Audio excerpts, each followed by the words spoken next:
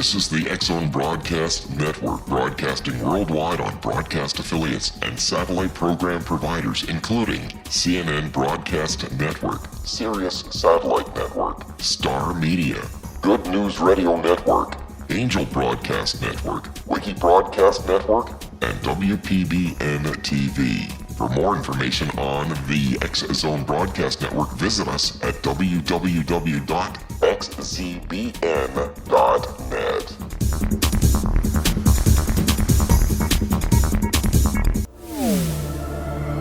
The X-Zone Radio Show with Rod McConnell is largely an opinion talk show. All opinions, comments, or statements of fact expressed by Rod McConnell's guests are strictly their own and are not to be construed as those of the X-Zone Radio Show or endorsed in any manner by Rod McConnell, Relmar McConnell Media Company, the X-Zone Broadcast Network, its affiliated networks, stations, employees, or advertisers.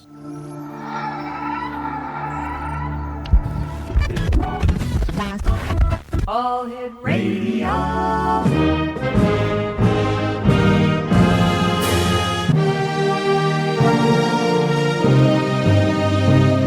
Welcome to the X-Zone, a place where fact is fiction and fiction is reality. Now, here's your host, Rod McConnell.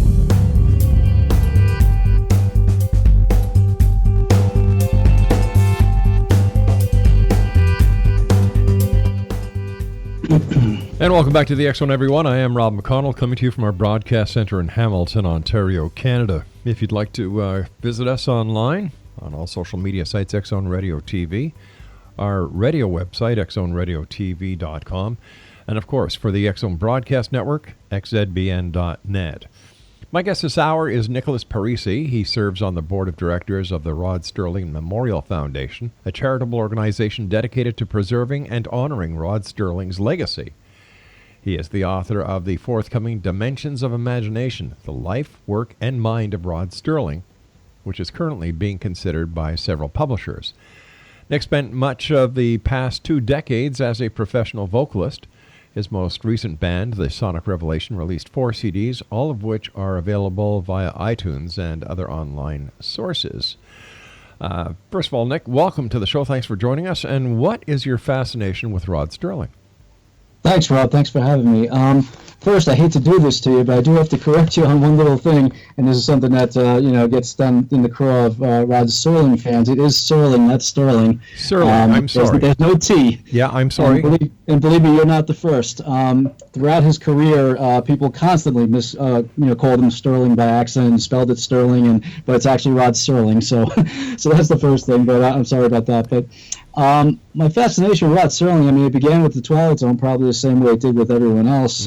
When I was a kid watching the Twilight Zone, I was enthralled by it. I was hypnotized by it, and that's what started it. And basically, just over the years, I became more aware of everything else that Serling had written outside of the Twilight Zone, and just little by little, I just gathered information about all these other things. And I finally got to a point where I said, I want to write a book that accounts for absolutely everything that he wrote, because there's so many books written about the Twilight Zone, and for good reason, but hardly anyone has touched on his vast catalog outside the Twilight Zone. So I just went straight through his entire career and just wrote about every single show he wrote from 1950 all the way through his death in 1975, and it became a massive undertaking, and it's finally done, so I'm very happy with it and can't wait to get it out.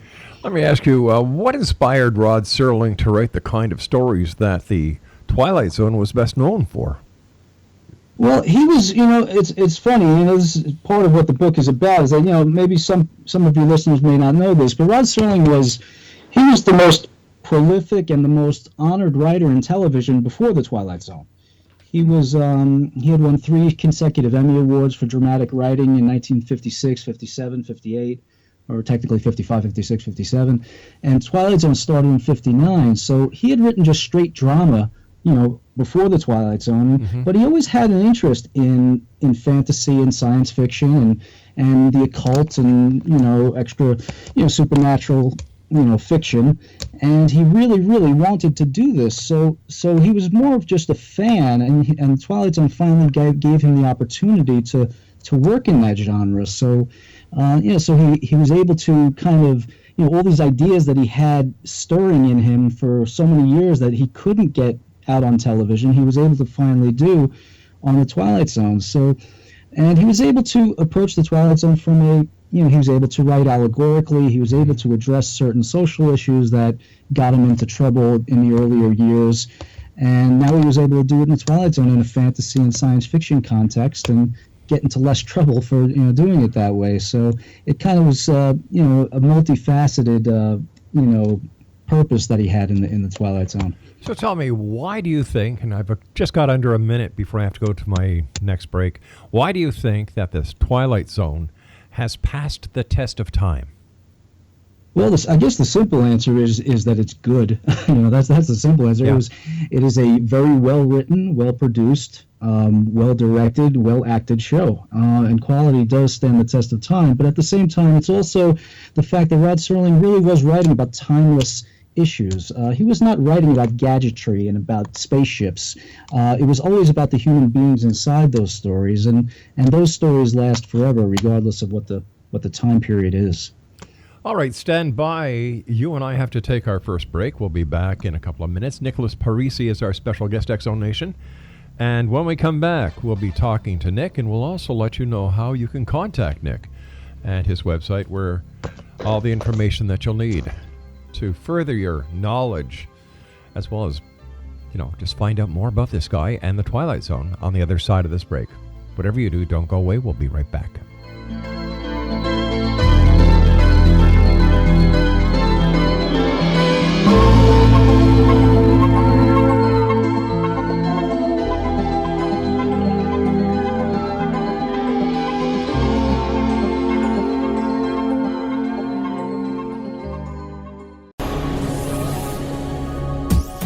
This is the X-Zone Broadcast Network, broadcasting worldwide on broadcast affiliates and satellite program providers, including CNN Broadcast Network, Sirius Satellite Network, Star Media, Good News Radio Network, Angel Broadcast Network, Wiki Broadcast Network, and WPBN TV. For more information on the X-Zone Broadcast Network, visit us at www.xzbn.net.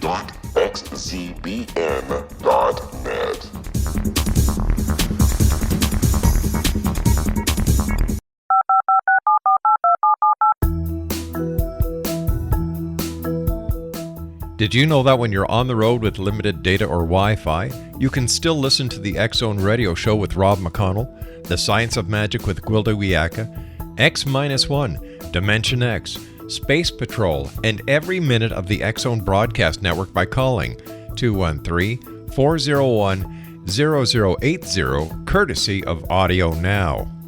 No smartphone, app, or internet needed. It saves your data plan, and it's free if you have unlimited minutes. Call 213-401-0080 to listen on any phone, anytime, anywhere. Remember 213-401-0080 for the best of the paranormal, parapsychology, and sci-fi radio programming anywhere, 24/7, 365.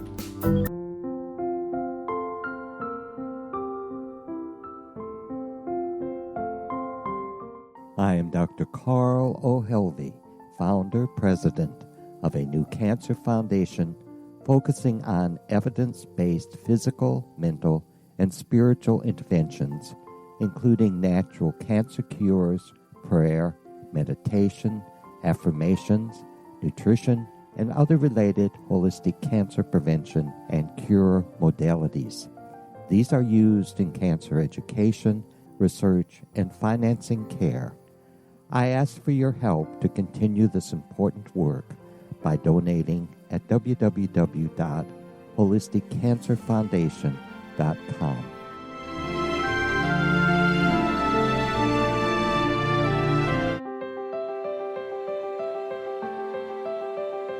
Wouldn't you love to know the secret to everything? I'm Dr. Kimberly McGeorge, and on The Secret to Everything, we will merge the practical with open investigation into all realms of the mysterious. We will talk to cutting-edge alternative health practitioners, those who inspire and motivate you in business and life, And of course, we will share stories of the paranormal, conspiracy, and cryptozoology. You will transform because of the frequency I carry, the frequencies my guests carry. Life may never be the same after you listen to this program, for the secret to everything is for you, the listener, for those who desire more in every area of their lives and believe that it can still be found. Listen and discover thesecrettoeverything.com.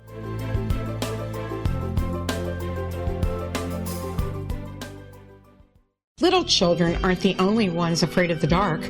Millions of soldiers return from war zones with PTSD, anger, frustration, fear, and loneliness, much of which surfaces during the darkness of the night. You have the chance to change the lives of these American heroes. Songs and Stories for Soldiers.us provides free MP3 players for these men and women. With a list of 3 million songs in 16 different styles, 100,000 audiobooks, and 30,000 old-time radio programs, every veteran can find something to soothe and comfort them at no cost. All our players contain an 8-hour audio program designed to help veterans fall asleep. With 1,500 plus vets now participating, it's our goal to deliver 10,000 audio players this year. Go to our website at songsandstoriesforsoldiers.us. Help us help a veteran make it through the night.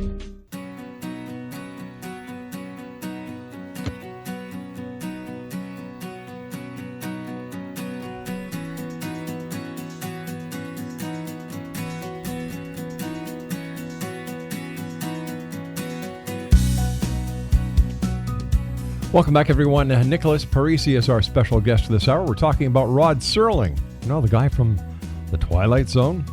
Now, if you'd like to find out more about Rod Serling, you can visit www.rodserling.com and a Facebook page that has been put up by our guest this hour, facebook.com/Rod Serling Dimensions.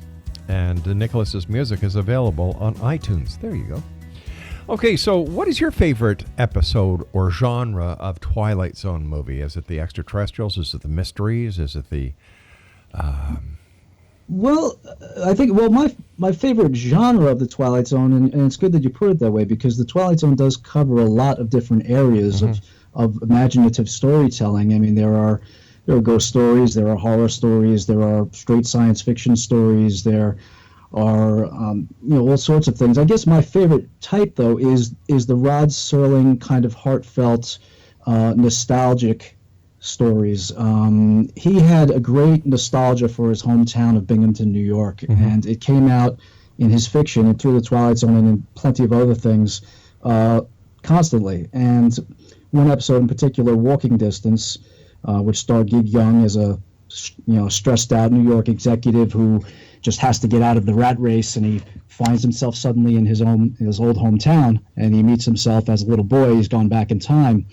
That episode was probably, probably Serling's favorite, but that's certainly one of my favorites. There's also another one that's kind of a companion piece to that one called The Stop at Willoughby, which is the same kind of idea of a stressed business executive who gets on a train every day to go home from work, and he dreams of a place called Willoughby. It's a turn-of-the-century town where he can just slow down, and they call it a town where he can slow down to a walk and live life full measure, and he finally at the end gets off at Willoughby and escapes his stressful life.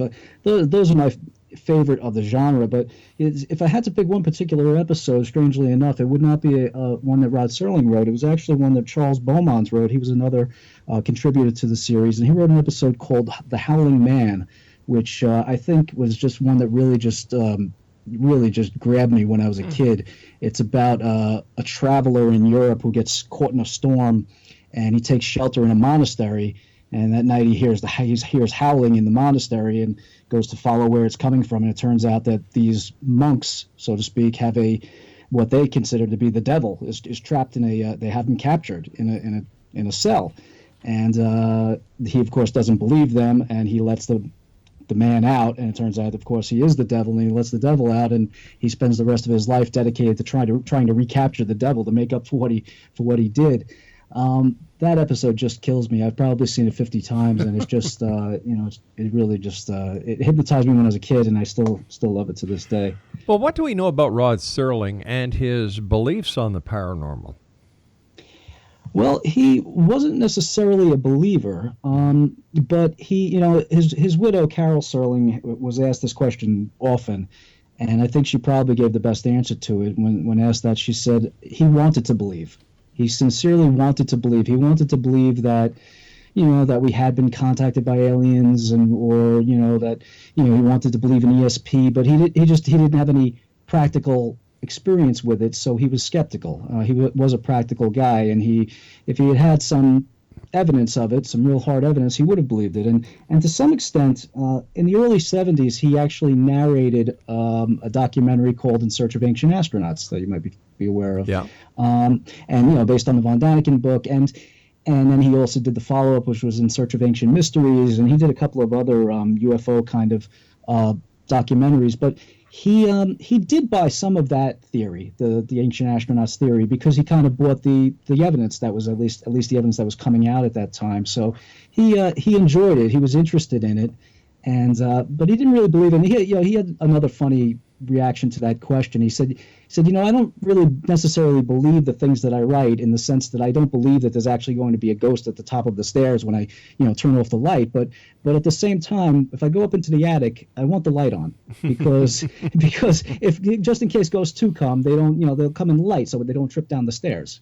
So he, intellectually he didn't buy it, but he did say, hey, there's something, when I drive past a certain graveyard, Sure. I get the little fishing up my arm. So he did believe in that kind of reaction to it. What do you think Rod Serling would say if he was around today with all the information that is accessible on the internet? Well, I think that the first thing he would say is I think he would be tremendously disappointed at how he wasted. Yeah. I think he would be amazed at the capacity and the potential of it, and just saddened by the way that we use it to share nonsense. Rod Serling was a big believer in communication. He believed that communication was the key to everything. It was the key to, breaking down divides between people, between countries, between religions and races. And he believed in communicating. And I don't think we communicate enough on social media and, other venues that, to do the things that Rod Serling would think we are capable of doing now with this great technology. He would use it, though. I've often said that the internet is the largest septic tank ever made by humans, because there's more crap in it than there is anything else. I can't argue with that. Yeah. No. What's your take on the paranormal, UFOs, things that go bump in the night? Are you a believer or are you a skeptic? I'm definitely a skeptic as well. Again, similar to Serling, I have I've never seen a UFO. I never, so I don't have any knowledge of it personally. I'm open-minded to evidence and that kind of thing, but I'm definitely am a skeptic. At the same time, I do believe in the idea, the simple idea that scientists have been saying forever, that hey, the universe is a gigantic place, an infinitely gigantic place. So the idea that we are alone in the universe is kind of unlikely when you take into account all the area we're talking about. Sure. So I do believe that, but I don't think we've actually been visited yet. That's for sure. What kind of inspiration do you think that Rod Serling had on Gene Roddenberry when it came to the creation of Star Trek? I don't think he had much influence on him, but they were friends. Roddenberry and Serling were fairly close friends. In fact, Roddenberry delivered one of Serling's eulogies in 1975 at his funeral in Los Angeles, and Roddenberry certainly admired Serling, and it probably was mutual. Star Trek, of course, was more science fiction than the Twilight Zone was, on a weekly basis anyway. And there were other shows, of course. There were the Outer Limits, that was maybe a little bit closer to the Twilight Zone. But Roddenberry, one thing Roddenberry, I think, did that Serling tried to do, at least in the beginning, is that Roddenberry hired a lot of really good science fiction writers to write on the original Star Trek. I mean, he went out and got, some of the writers that Rod Serling had approached as well. I mean, Richard Matheson wrote for both Twilight Zone and Star Trek.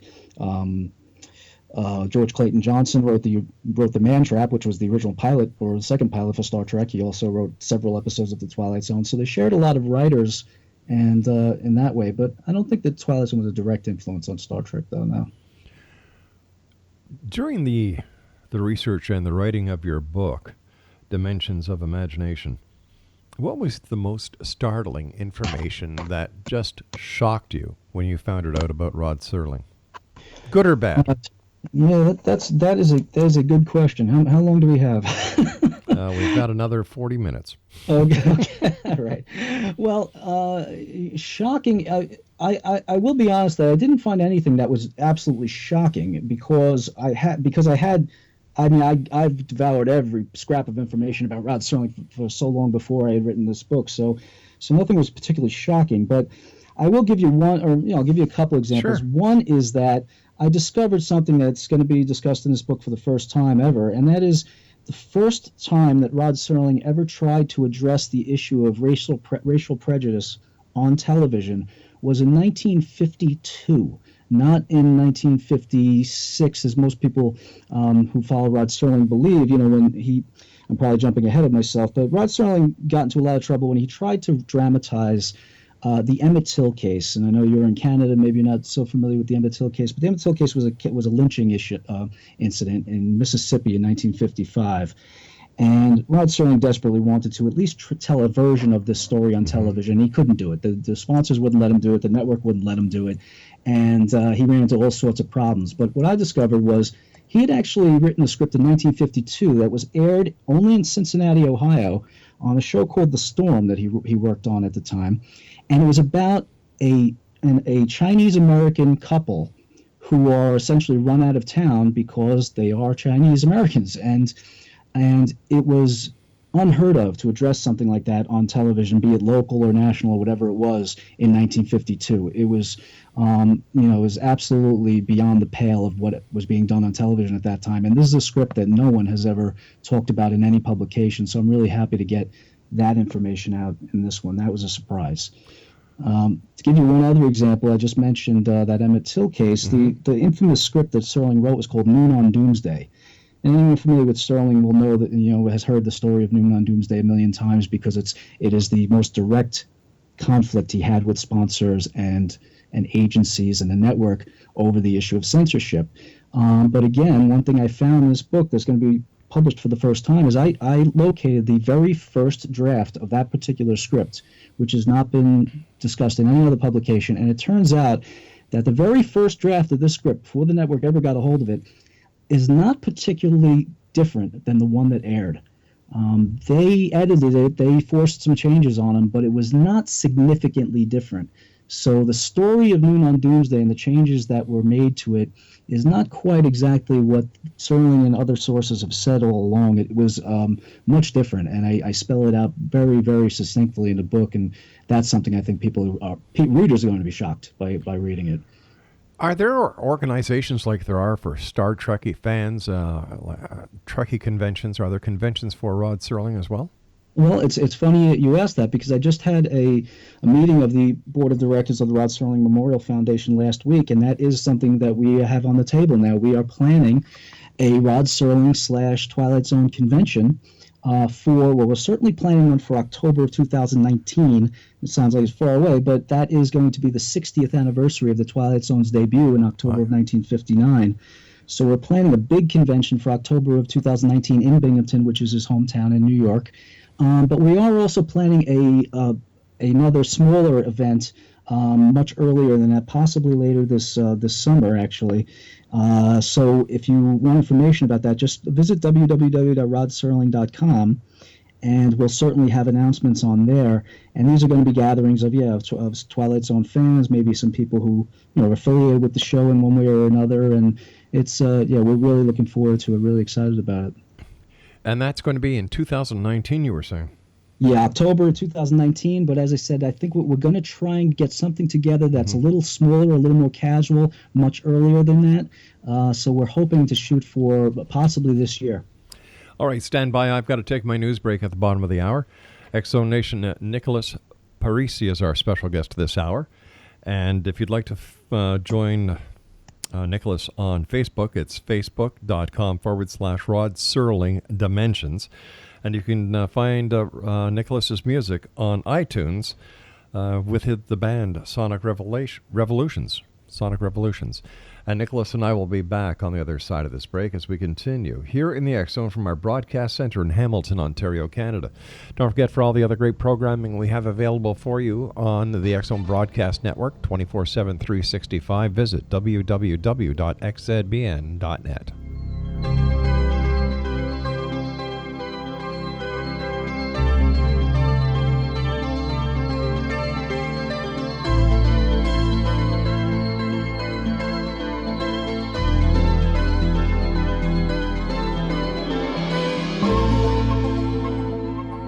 Hi everyone, Rod McConnell here, and I wanted to spend a moment on internet streaming. Everybody has heard about internet streaming, but not many know much about it. Did you know the internet streams just about everything? Movies. From new releases to old classics. TV shows. Almost every show, every episode, and much more. But the question has always been, how do you do it? Well now, thanks to the folks at 123 Ready TV, I have the answer for you. They have developed a simple program app, 123 Ready TV, that you install on your Windows PC, Android smartphone, or Android tablet that can have you streaming like a pro in less than 5 minutes. You truly won't believe how much is available or how easy it is to do until you try. And for a one-time cost of only $19.99, this product is a real winner. To learn more about 123 Ready TV, visit our website at www.xzbn.net.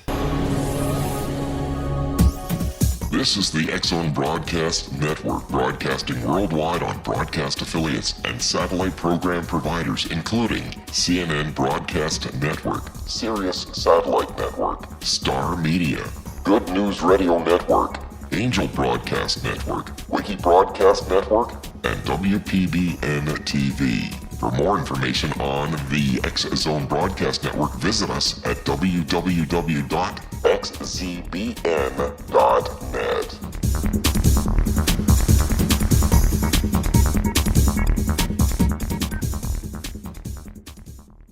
How would you like to be able to read other people's minds? Well, the next best thing is here. When you know how to read a person's name, you know how the person thinks, feels, and behaves. Each letter in our name holds a key to unlock our true essence. Our name contains both our gifts and challenges in this lifetime. Mnemology science discovers personality secrets hidden in the placement of the letters of our names, including the first and last impression people remember about us. Sharon shows us how to interpret the arrangement of letters as outlined in her book, Know the Name, Know the Person. Sharon Lynn Wyeth created mnemology science after 18 years of research and testing her theories, and has supported thousands of people around the world in understanding themselves and others better. You'll enjoy Sharon's unique teachings as she shares her system to learn the gifts behind your given birth name. Even if you don't like your birth name, there are jewels in this book. If you're thinking of changing your name, ready to name your child, or wanting to get along better with others, this is the book for you.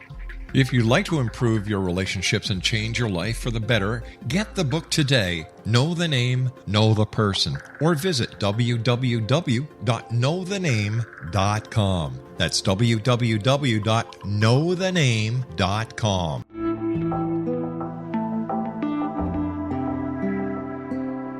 Take a step back in time and discover old Florida cuisine at Marsh Landing Restaurant in Fellsmere, Florida.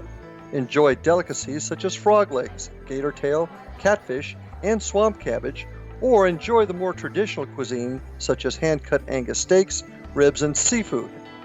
Join us for breakfast with a southern flair featuring sweet potato pancakes, biscuits and gravy, and much more. Planning a party? Marsh Landing's private dining rooms can accommodate groups from 8 to 80 people.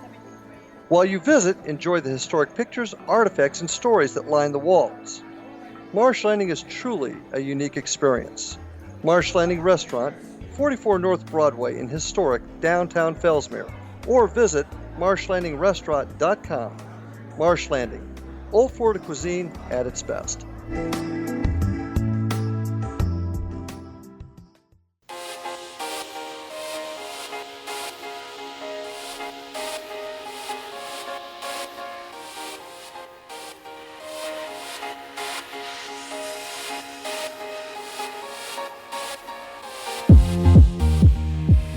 And welcome back. This is the X Zone. I am Rob McConnell.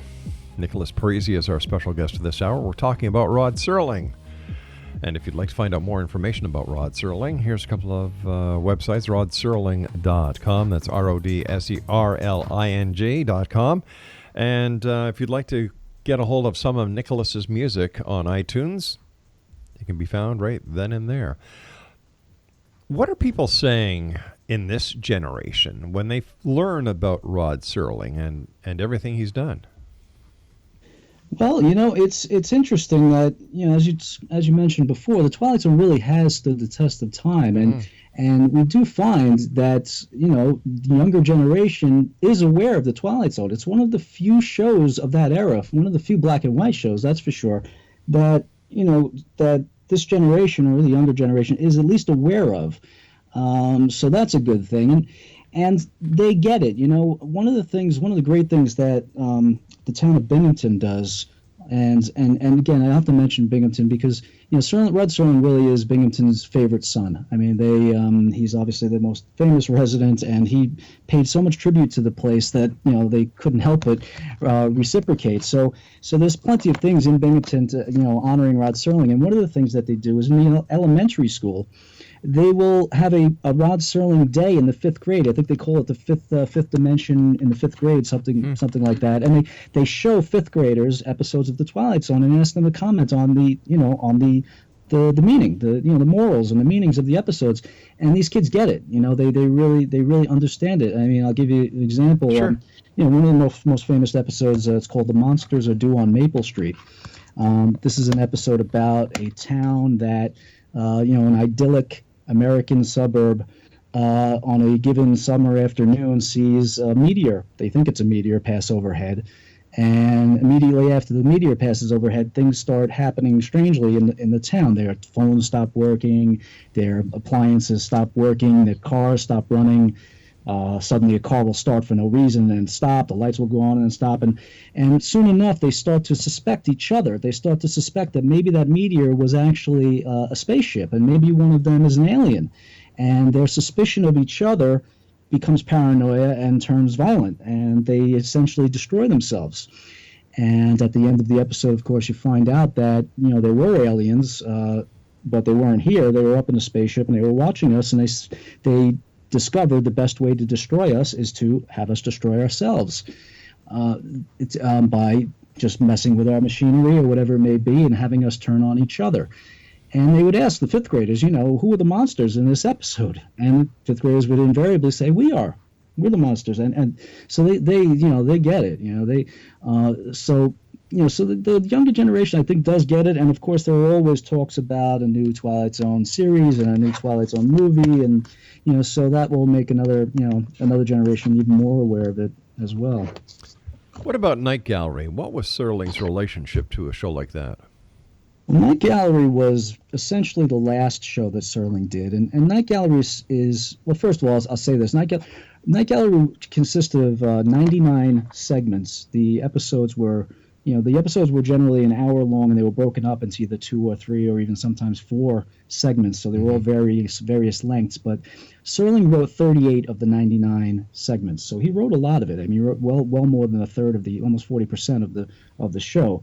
But at the same time, it was kind of a tragedy for Serling because he had no control over the show other than writing. Even his writing was sometimes tampered with and edited and that kind of thing. And he had no control over casting or directors or budget or anything like that. So it became very quickly, Rod realized that this was not going to be the show he thought it would be. He thought it was going to be another Twilight Zone, really, although it was more horror than the Twilight Zone ever was. But what happened was, he didn't insist on having creative control of the series. And years afterward, people would constantly ask him, why didn't you insist on having creative control? And he would give lots of different answers for that. And none of them were particularly honest, to tell you the truth, because the honest answer is he didn't want creative control of the show because he had been through the ringer on Twilight Zone. He had worked 16-hour days, 6 days a week for 5 years, and he never wanted to go through that again. So he was hoping to kind of have his cake and eat it too. He thought that Rod Serling's Night Gallery, which was the whole title, it was his name on it. It was his name on it. He created it, so he thought he would have some prerogatives in terms of control of it. And the problem was that they hired a producer by the name of Jack Laird. And Jack Laird and Rod Serling just never saw eye to eye on anything from day one. They just never hit it off personally or professionally, and they butted heads just constantly throughout the show. So Serling ended up with very little control of the series. And in my view, Serling wrote some brilliant stuff for it. There are a couple of episodes he wrote that are just as good as anything he ever wrote. One particular, The Messiah on Mott Street, it's called. It's a Christmas/Hanukkah fable about an old Jewish man who is he's visited by the angel of death, and he wants to stay alive for his grandson, and it's just a beautiful and beautifully written story. So he wrote some great stuff for it, but it was a constant frustration for him because he just didn't have the control that he hoped that he would have on it. Sounds like a movie that Anthony Perkins and I forget the name of the other.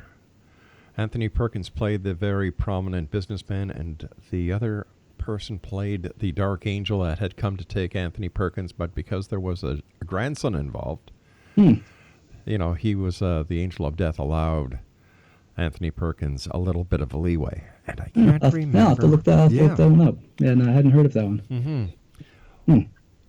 What do you think, based on the research you've done, was the largest contribution to humanity that Rod Serling made, and why? Well, Serling was, he was concerned. It's a gigantic question, but Rod Serling actually was concerned with something like that. I mean, he believed that as a writer, it was his job to contribute to something to humanity. In fact, Rod Serling went to Antioch College in Yellow Springs, Ohio, and Antioch College is a famously progressive college, and one of its first president was an educational reformer by the name of Horace Mann. And Horace Mann, his most famous quote was, "Be ashamed to die until you have won some victory for humanity." That was his quote, and he said that to the graduating class of the first Antioch graduating class, and shortly afterward he died. And that quote has been repeated to every graduating class ever since then. And Rod Serling believed in that. I mean, he brought that into a Twilight Zone episode called "Changing of the Guard," which is about a college professor who doubts that he has made some contribution to humanity, and he contemplates suicide because he hasn't. So Serling took that seriously, and I think, if anything, I mean, it's impossible not to watch almost anything that Rod Serling wrote and not just get the keen sense that he cared about humanity greatly, deeply. He wanted so much better for us all, and if there's anything that he contributed, it's just that idea of empathy, of caring about your neighbor and caring about someone who doesn't have anything in common with you. This just comes up constantly in his work, not just even in a racial standpoint, because he was very, very disturbed by prejudice in all forms. But he just that idea that we are all connected, we're all in this together, and that is a contribution to humanity, no matter how you say it, no matter what venue it's in, what media it's in, or what have you. By the way, the name of the movie is Meet Joe Black, and it that was remade not too long ago. Right. What kind of family man was Rod Serling? Well, he has two daughters who are still around. Anne Serling is his youngest daughter. She wrote, I should plug her book because she wrote a memoir called As I Knew Him, My Dad, Rod Serling. And it's a beautiful, beautiful memoir, beautifully written piece about growing up with her dad and what he was like. And he was married to the same woman for 25 years. He met Carol Serling at Antioch College when they were both students there. And they were married till the day he died. And, he was if you read Anne's book, you'll certainly get a picture of it, that he was certainly an incredibly busy man, working on all these shows and doing all this stuff. I mean, he didn't just write, he was doing commercials and voiceovers and producing and everything else. So he was incredibly, busy. But But at the same time, he loved his daughters. He loved animals. He loved dogs. He was a big dog guy. I mean, they always had dogs in the family. And he loved his family, and that's obvious again from reading Anne's book. You could see the dedication that was there. Although Rod Serling is best known for The Twilight Zone, what other books did he write, and what are the topics of those books? Well, in terms of books, I mean, it's funny you mentioned that, because most people, they do say, why didn't he write any books? Well, he did write some books. He wrote, his first book was a collection of scripts called Patterns, and that was, named after his first breakthrough success, Patterns, which was an episode of Kraft Theater in 1955 that literally made him a star overnight. It's hard to describe now what that particular script did for him. You'd think I was exaggerating if I told you, but back in 1955, in the days of live television, it was like a Broadway play opening to rave reviews and then never being seen again, because it was live TV. And so the days afterward, people were raving about this play, Patterns, and to the point where they actually had to re-perform this play a couple months later. And that was unprecedented in live television. To get the same cast together to re-perform a play on TV was unprecedented, and that's what the reaction to the show was. And Serling said, after 1 second after that play went off the air, my phone started ringing and it never stopped. So that's the first book, and then he wrote a book called The Season to Be Wary, which is the only book of actual original fiction he ever wrote. That's 3 long short stories in that one book, and that was used as the basis for the Night Gallery pilot movie. But he wrote so much else out of the Twilight Zone that is one of the reasons why I wrote this book, is that I wanted to, maybe shed some light on some of these things.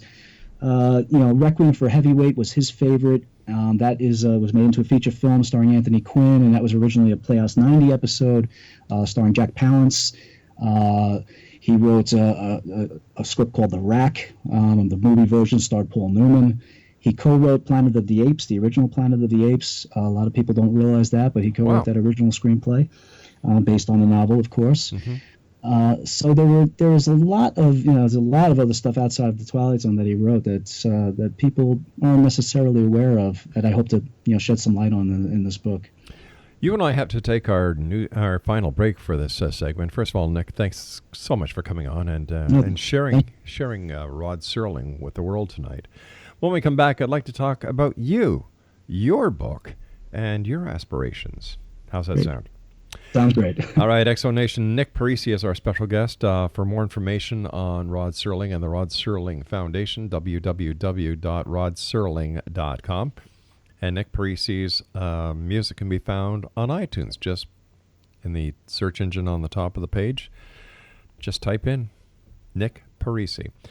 And Nick and I will be back on the other side of this break as we wrap up this hour here in the X Zone from our broadcast center in Hamilton, Ontario, Canada. Don't forget, if you'd like to get the app that will allow you to, take total control of all your audio, your video, pictures, so much more, just visit www.123readytv.com. I'll be back on the other side of this break. Don't go away.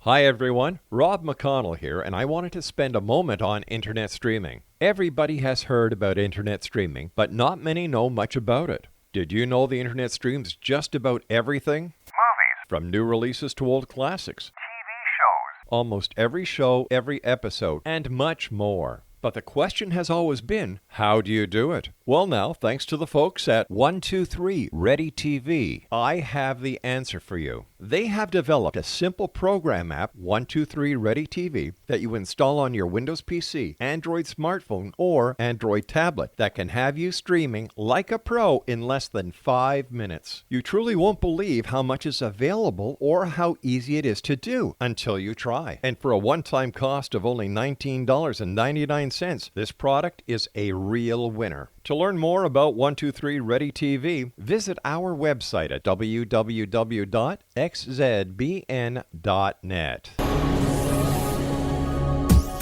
This is the X-Zone Broadcast Network, broadcasting worldwide on broadcast affiliates and satellite program providers, including CNN Broadcast Network, Sirius Satellite Network, Star Media, Good News Radio Network, Angel Broadcast Network, Wiki Broadcast Network, and WPBN TV. For more information on the X-Zone Broadcast Network, visit us at www.xzbn.net.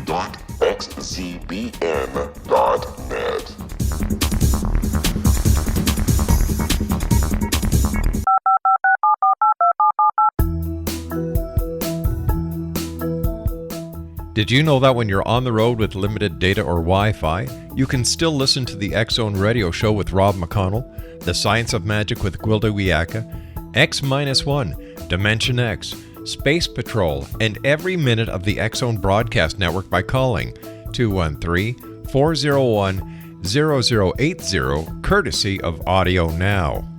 No smartphone, app, or internet needed. It saves your data plan and it's free if you have unlimited minutes. Call 213-401-0080 to listen on any phone, anytime, anywhere. Remember 213-401-0080 for the best of the paranormal, parapsychology, and sci-fi radio programming anywhere, 24/7, 365.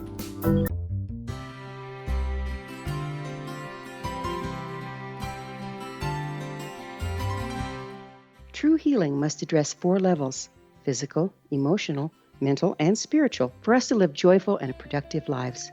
We tend to treat 3 of the 4, leaving the spiritual languishing.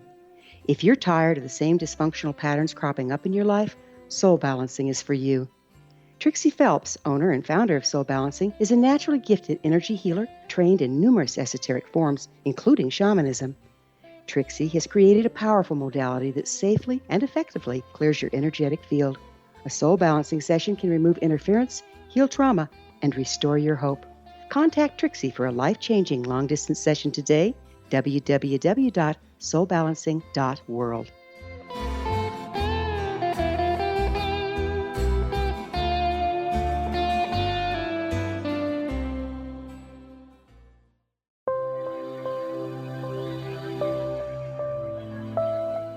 There's a legend shared by many indigenous cultures of a time when the nations were cast to the 4 corners of the world. Each nation was given a body of sacred knowledge that held a different portion of the truth to preserve. True reality could not be known until all the nations reunited, combining the information. If a single one was missing, the world could not be reborn and darkness would prevail. The Science of Magic Radio is dedicated to reuniting the sacred knowledge. With the understanding, none of us has all the answers, but together we can open new perceptions and possibilities. Through our combined vision, the world can be reborn into a place where darkness no longer prevails. Join me, Gwilda Wiyaka, and the Science of Magic daily on the X-Zone Broadcast Network, xzbn.net, or visit us at thescienceofmagic.net.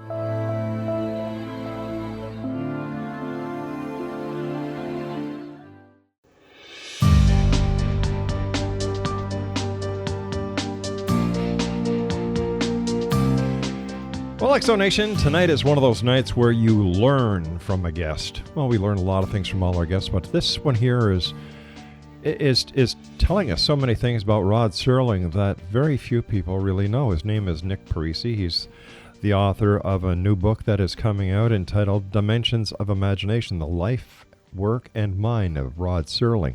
Now, for information about the book, please visit his Facebook page at facebook.com/Rod Serling Dimensions. For more information on the Rod Serling Foundation, rodserling.com, and Nick's music can be found on iTunes. Nick, thanks very much for joining us. But let's talk about your book. When did you get the idea? Well, it took about 4 years to write, so I guess I got the idea about almost 5 years ago.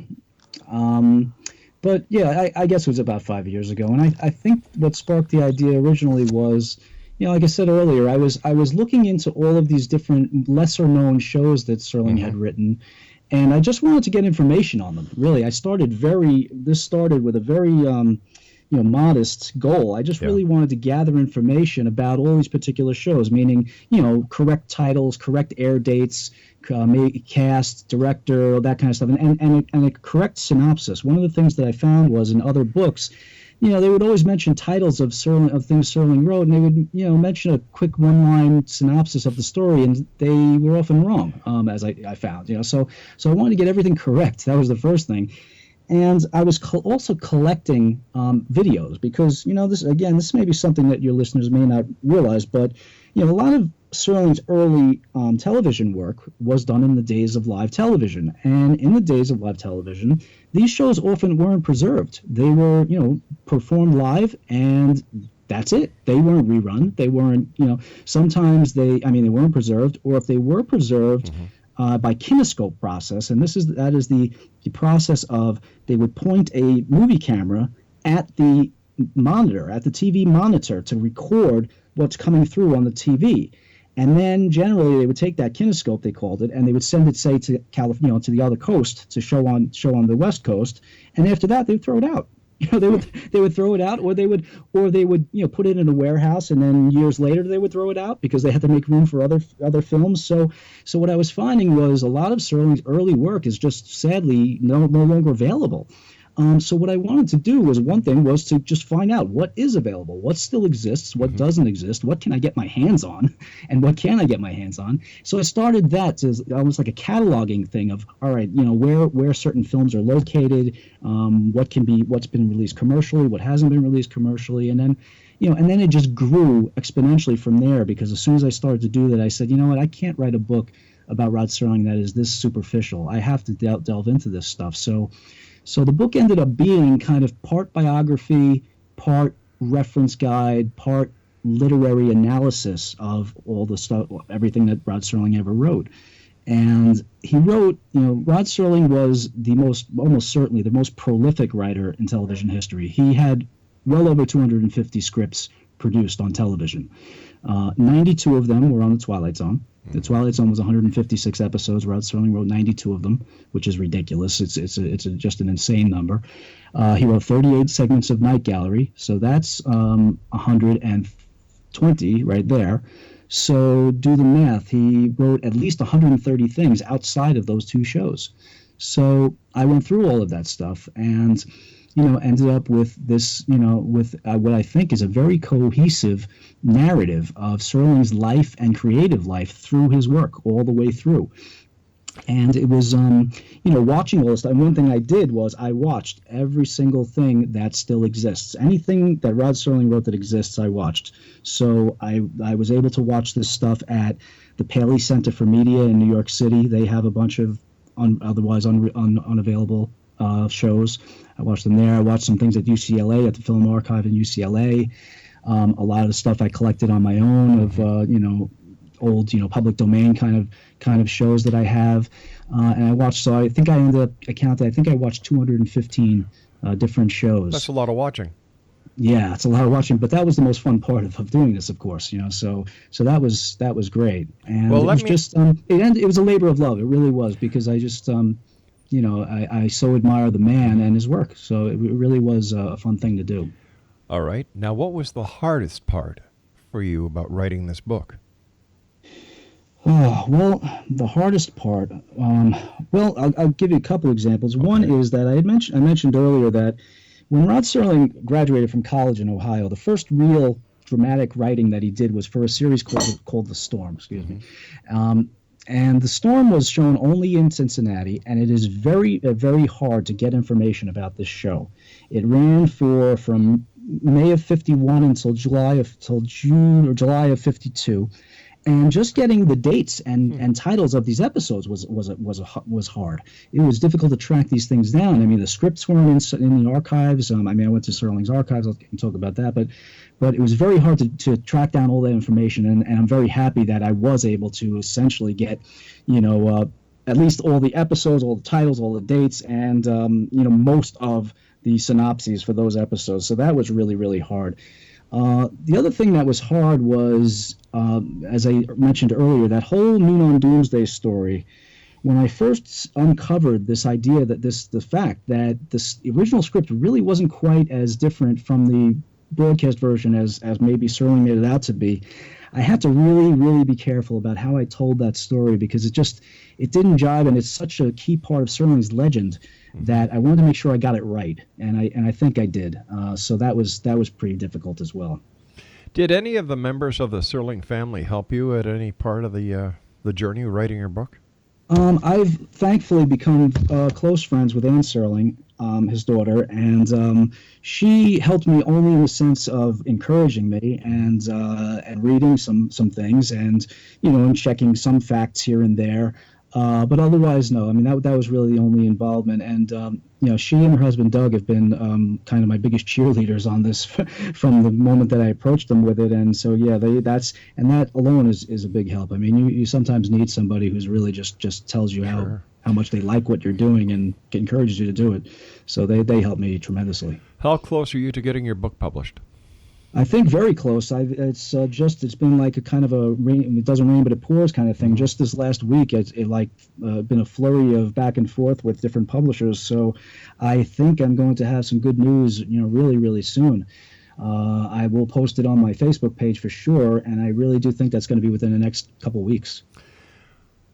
After people read your book about the life of Rod Serling, what would you like them to leave with? What is the most important part of your book that you want the public to remember?